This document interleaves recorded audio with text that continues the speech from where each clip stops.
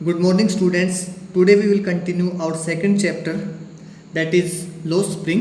तो स्टूडेंट्स, इससे पहले हम पढ़ चुके हैं कि अनीश जंग, जो इस चैप्टर की राइटर हैं, साहिब नाम के एक रैग पिकर से मिलती है और जब उसकी पहली बार साहिब से मुलाकात होती है तो साहिब से पूछती है कि तुम ये सब क्यों करते हो, मीन्स कूड़ा क्यों उठाते हो। साहिब कहता है कि मेरे पास करने के लिए और कोई काम नहीं है। तो नरेटर उसको कहती है कि तुम स्कूल क्यों नहीं जाते। साहिब कहता है मेरी पड़ोस में कोई स्कूल नहीं है, अगर कोई स्कूल हो तो मैं स्कूल ज़रूर जाऊं। इसके बाद अनीश जंग उसको कहती है कि अगर मैं एक स्कूल ओपन करूं तो क्या तुम स्कूल आओगे। लड़का कहता है हाँ मैं ज़रूर आऊँगा। इसके बाद एक दिन साहिब अनीश जंग के पास भागकर आता है और कहता है कि क्या आपका स्कूल ओपन हो गया। और अनीश जंग इस बात में बड़ी शर्मिंदगी महसूस करती है क्योंकि वो वास्तव में कोई स्कूल ओपन करने वाली नहीं थी।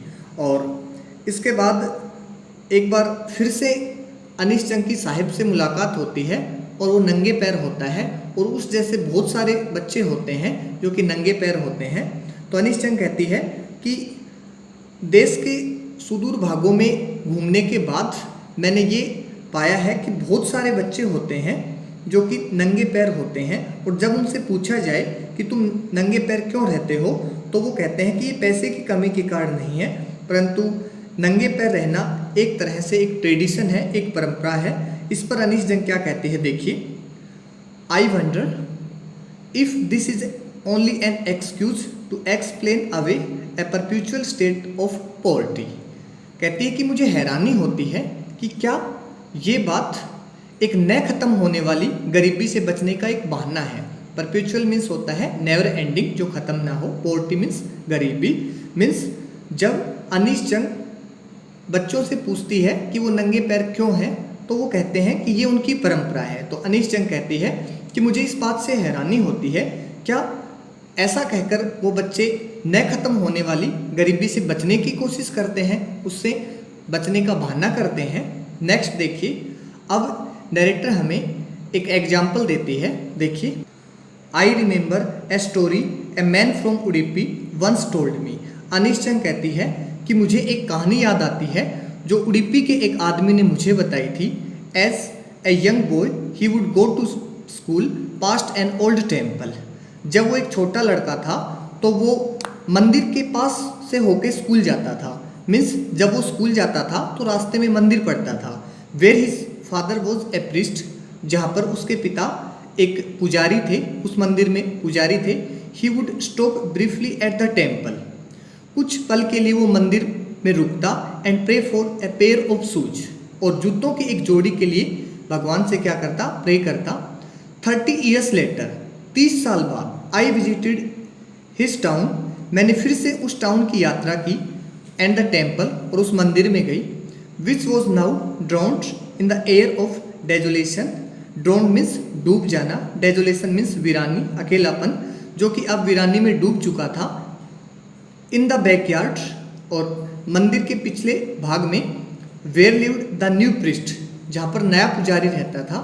There were red and white plastic chairs, वहाँ पर लाल और सफ़ेद प्लास्टिक की कुर्सियाँ रखी हुई थी। ए young boy dressed in grey uniform, एक जवान लड़का जिसने कि ग्रे यूनिफॉर्म पहन रखी थी। वेयरिंग सॉक्स एंड शूज, अब वो जूते और चप्पल पहने हुआ था। अराइव्ड पेंटिंग, हाँफते हुए वहाँ पर आया। पेंटिंग मीन्स होता है हाँफते हुए। And through his school bag on A folding bed, और बिस्तर पर उसने अपना स्कूल का बैग फेंक दिया।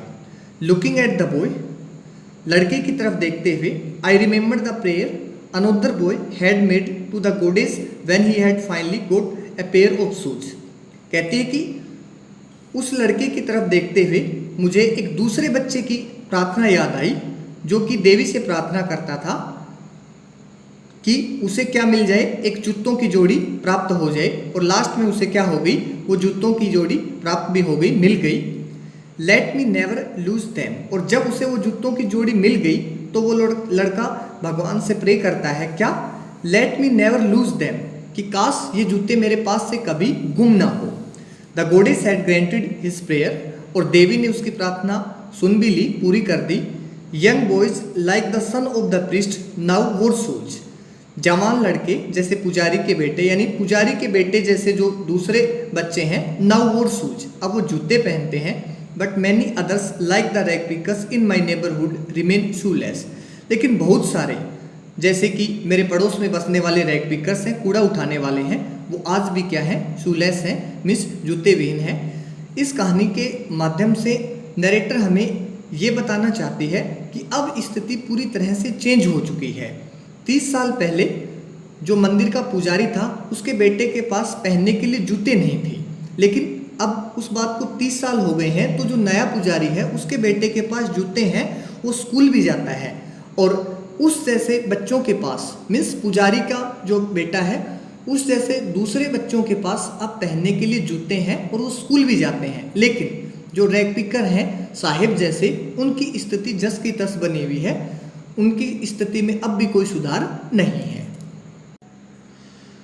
माई acquaintance with the barefoot rag pickers leads me to Seemapuri, a place on the periphery of Delhi yet miles away from it metaphorically.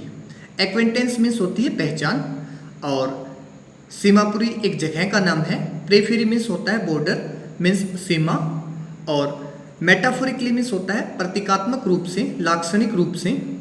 अब अनीश जंग साहिब जैसे जो बच्चे रहते हैं उनकी जगह के बारे में, उनके ठिकाने के बारे में बताती है। क्या कहती है देखिए, कहती है कि मेरी जो इन नंगे पैर वाले रैग पिकर से पहचान है वो मुझे सीमापुरी लेके जाती है। और सीमापुरी कैसी जगह है और कहाँ पर है देखिए, ए place on the periphery of Delhi, जो कि दिल्ली के बॉर्डर पर स्थित है, दिल्ली की सीमा पर स्थित है। Yet miles away from it metaphorically, फिर भी ये इससे वास्तव में बहुत ज़्यादा दूर है। कहने का मतलब ये है कि अगर हम बात करें सीमापुरी की तो ये दिल्ली में स्थित है, लेकिन ये वास्तव में दिल्ली से बहुत ज़्यादा दूर है।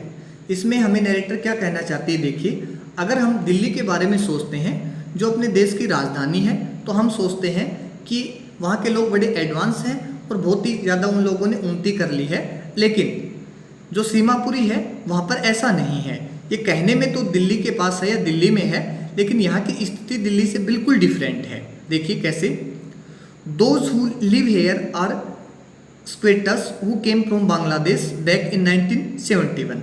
कहती है कि यहाँ पर जो लोग रहते हैं वो लोग हैं जो कि 1971 में बांग्लादेश से यहाँ पर आए थे, और वो स्क्वेटर्स हैं। स्क्वेटर्स किसको कहते हैं, कोई भी सार्वजनिक जगह, कोई भी सरकारी जगह जहाँ पर अवैध रूप से लोग कब्जा कर लेते हैं उनको क्या कहते हैं, स्क्वेटर्स कहते हैं। कहती है कि यहाँ पर जो लोग रहते हैं वो 1971 से बांग्लादेश से वापस आए थे और उन्होंने इस जगह के ऊपर कब्जा कर लिया है। 1971 में देखिए क्या हुआ था, 1971 में भारत और पाकिस्तान का युद्ध हुआ था। उसके बाद पाकिस्तान 2 हिस्सों में बट गया था और आधे जो पाकिस्तान के निवासी थे वो बांग्लादेश में चले गए थे और उन्हीं में से कुछ लोग इंडिया आ गए थे। Saheb's family is among them, Saheb का परिवार भी उनमें से एक है। Seemapuri was then a wilderness, और वाइल्डरनेस मीन्स किसको कहते हैं, वाइल्डरनेस होता है एक ऐसी जगह जहाँ पर बहुत ही कम लोग रहते हों, निर्जन कह सकते हैं। और उस समय सीमापुरी एक निर्जन इलाका था। इट स्टिल इज, ये अब भी निर्जन है, but it is no longer empty, परंतु अब ये खाली नहीं है। तो यहाँ पे क्या हो गया देखिए, in structures of mud with roofs of tin and tarpaulin devoid of sewage drainage और running water live 10,000 rag pickers. In structures of mud means मिट्टी के नमूनों में, मीन्स यहाँ पे जो लोग रहते हैं वो कौन है, रैग पिकर हैं। उनके घर कैसे हैं, मिट्टी से बने हुए हैं। With roofs of tin and tarpaulin, जिनकी जो छत है वो या तो टीन से बनी हुई है या फिर तिरपाल से बनी हुई है। डिवोइड, डिवोइड मीन्स है वंचित, जो कि वंचित है किससे, सीवेज, ड्रेनेज और रनिंग वाटर। सीवेज गंदे पानी की निकासी, ड्रेनेज नालियों की व्यवस्था और रनिंग वाटर मीन्स पीने का पानी, बहता हुआ पानी। कहता है कि जो ये मिट्टी के घर हैं इनमें 10,000 रैग पिकर रहते हैं और ये ऐसे घर हैं जहाँ पे न तो कोई जल निकासी की व्यवस्था है, न ही कोई पीने के पानी का अरेंजमेंट है। They have lived here for more than 30 years without an identity, without permits, but with ration cards that get their names on voters list and enable them to buy grain। देखिए क्या कहती है, they have lived here for more than 30 years। कहते कि वो बिना किसी पहचान के यहाँ पे 30 साल से ज़्यादा टाइम से यहाँ पे रह रहे हैं और विदाउट परमिट्स, उनको यहाँ रहने की परमिशन नहीं है, बट विद राशन कार्ड्स, लेकिन उनके पास राशन कार्ड है और इस राशन कार्ड के कारण वोटर लिस्ट में उनका नाम है और वो लोग क्या करते हैं, अपना जो अनाज है वो खरीद सकते हैं। इसका रीज़न क्या है, देखिए ये लोग सीमापुरी में रहते हैं, गरीब लोग हैं और राजनेताओं ने इनके क्या कर दिए हैं, राशन कार्ड बनवा दिए हैं और राशन कार्ड के कारण इनका नाम वोटर लिस्ट में आता है, तो वो अपने उद्देश्य के लिए इन लोगों का यूज करते हैं और इनसे अपना वोट बैंक बैठाते हैं। और ये जो लोग क्या करते हैं, जब इनके पास राशन कार्ड है तो उस राशन कार्ड से ये अनाज खरीद सकते हैं। उसके बाद देखिए, food is more important for survival than an identity. कहता है कि जो भोजन है वो पहचान से कहीं ज़्यादा जरूरी है। मीन्स जिंदा रहने के लिए, सर्वाइवल करने के लिए पहचान जरूरी नहीं है, तो क्या जरूरी है, भोजन जरूरी है। If at the end of the day we can feed our families and go to bed without an aching stomach, we would rather live here than in the fields that give us no grain, say a group of women in tattered sarees when I asked them why they left their beautiful land of green fields and rivers। Anish Jung कहती है कि जब मैंने एक औरत से पूछा, क्या why they left their beautiful land of green fields and rivers, कि उन्होंने अपने सुंदर जो जमीन है और हरे खेत और नदियों को क्यों छोड़ दिया, तो वो औरत क्या जवाब देती है, जो किस में होती है, देखिए टेटर्ड साड़ीज, टेटर्ड मीन्स होता है फटी हुई, जो फटी हुई साड़ी में होती है वो जवाब देती है क्या, if at the end of the day we can feed our families, कि अगर दिन के अंत में हम अपने परिवारों को पालने में सफल हो पाते हैं, and go to bed without an aching stomach, और बिना दुखते हुए पेट के हम सोने चले जाते हैं। और यहाँ पे पेट दुखने का मतलब भूख से पेट दुखना, मीन्स अगर हम दिन के अंत में अपने परिवार वाले लोगों का क्या कर देते हैं, पेट भर सकते हैं, तो ये जगह हमारे लिए कहीं बेहतर है। मीन्स जो हमारे खेत थे, जो हमारे घर थे, उनसे ये जगह हमारे लिए बहुत बेहतर है।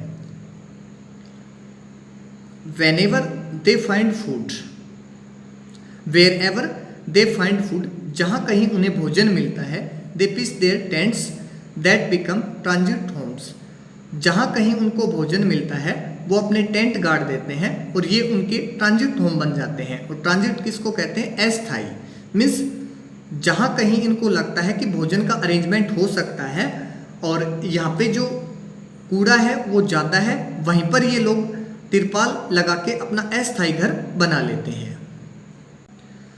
Children grow up in them, बच्चे उनमें बड़े होते हैं, मीन्स जो ये इनके अस्थाई घर होते हैं उन्हीं में इनके बच्चे बड़े होते हैं। बिकमिंग पार्टनर्स इन सर्वाइवल्स, और आजीविका कमाने में इनके साथी बनते हैं। मीन्स जो बच्चे होते हैं वो अपने माँ बाप वाला प्रोफेशन ही अडॉप्ट कर लेते हैं, उनके माँ बाप कूड़ा उठाते हैं, तो ये बच्चे भी जैसे ही बड़े होते हैं तो इनको पढ़ना लिखना और कुछ करना तो होता नहीं है और कुछ बेचारे कर नहीं सकते, तो ये क्या करते हैं, अपने माँ बाप के साथी बन जाते हैं। मीन्स ये बच्चे भी उनके जैसे रैग पिकर बन जाते हैं। And survival in Seemapuri means rag picking, और सीमापुरी में जीवित रहने का एक ही साधन है, क्या है, रैग पिकिंग मीन्स कूड़ा उठाना। Through the years it has acquired the proportions of a fine art, कहता है कि कई साल बीत जाने के बाद इस चीज़ ने, किस चीज़ ने, रैग पिकिंग ने यहाँ पे एक फाइन आर्ट मीन्स होता है शानदार कला, एक शानदार कला का एक आवरण ग्रहण कर लिया है। मीन्स अब यहाँ पर बच्चों के लिए या फिर जो रैग पिकर हैं उनके लिए ये जो गैरबेज है, ये जो रैग पिकिंग है, ये एक रैग पिकिंग ही नहीं है बल्कि ये क्या हो गई है, एक शानदार कला हो गई है। Garbage to them is gold, और उनके लिए जो ये कूड़ा है वो क्या है, सोना है। It is their daily bread, ये उनके दिन की रोटी है, उनके दिन का भोजन है। ए रूफ ओवर देयर हेड्स, उनके सर के ऊपर की छत है। Even if it is a leaking roof, चाहिए टपकती ही छत क्यों ना हो, but for a children it is even more, लेकिन एक बच्चे के लिए ये इससे भी कहीं ज़्यादा है। आई समटाइम्स फाइंड ए रूपी even a 10 rupee note, Sahib says his eyes lighting up. I sometimes find a rupee, even a 10 rupee note, Sahib कहता है कि मुझे कभी कभी 1 रुपया मिल जाता है और कभी कभी तो क्या होता है 10 रुपये का नोट भी मिल जाता है। और जब वो ऐसा कहता है तो उसकी आंखें खुशी की मारी चमक उठती है। मीन्स साहिब जैसे गरीब बच्चे के लिए एक सिक्के का मिल जाना या 10 रुपये का मिल जाना बहुत बड़ी बात है, इसलिए वो बड़ा खुश होता है जब कभी उसे कूड़े के ढेर में पैसे मिल जाते हैं। और क्या कहता है देखिए, when you can find A silver coin in A heap of garbage. कहता है कि जब आप एक कूड़े के ढेर में सोने का एक सिल्वर का कॉइन ढूंढ लेते हो, एक चांदी का सिक्का ढूंढ लेते हो, तो क्या होता है, you don't stop scrounging for there is a hope of finding more. तो कहता है कि तुम अपने आप को रोक नहीं सकते, किस आशा में, इस आशा में कि और भी मिल सकते हैं। It seems that for children garbage has a meaning different from what it means to their parents. Anees Jung क्या कहती है देखिए, ऐसा प्रतीत होता है कि बच्चों के लिए कूड़ा अलग है। मीन्स बच्चों के लिए गार्बेज का जो मीनिंग है, जो अर्थ है, वो उनके पेरेंट्स से अलग है। For the children it is wrapped in wonder. बच्चों के लिए ये किस में लिपटा हुआ है, एक तरह से हैरानी में लिपटा हुआ है। For the elders it is a means of survival. जो पेरेंट्स हैं उनके, रैग पिकर्स के जो पेरेंट्स हैं, रैग पिकर्स बच्चों के जो पेरेंट्स हैं, उनके लिए ये एक आजीविका का साधन है, जबकि बच्चों के लिए ये जो गार्बेज है ये हैरानी में लिपटा हुआ है। हैरानी में लिपटा हुआ क्यों है?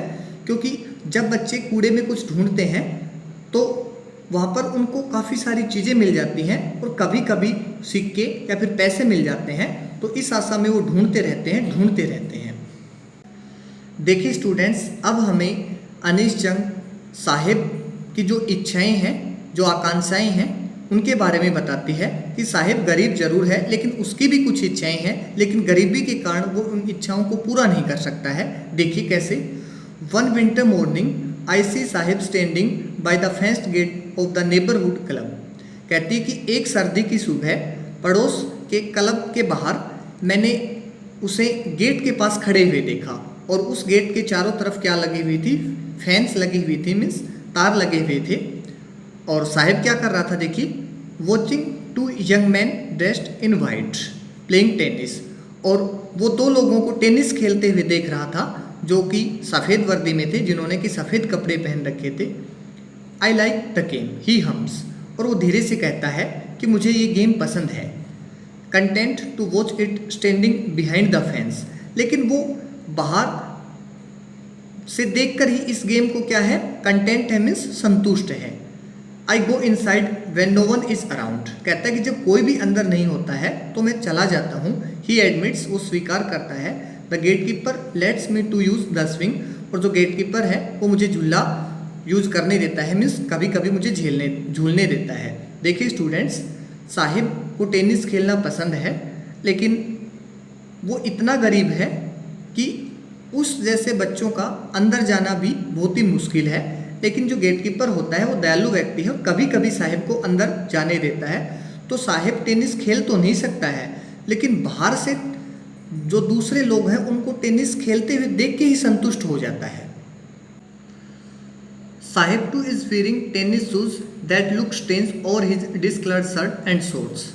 साहिब ने भी टेनिस के जूते पहन रखे हैं जो कि उसकी रंग उड़ी ही शर्ट और जो निक्कर है उस पर बड़े ही अजीब दिखाई देते हैं। Someone gave them to me.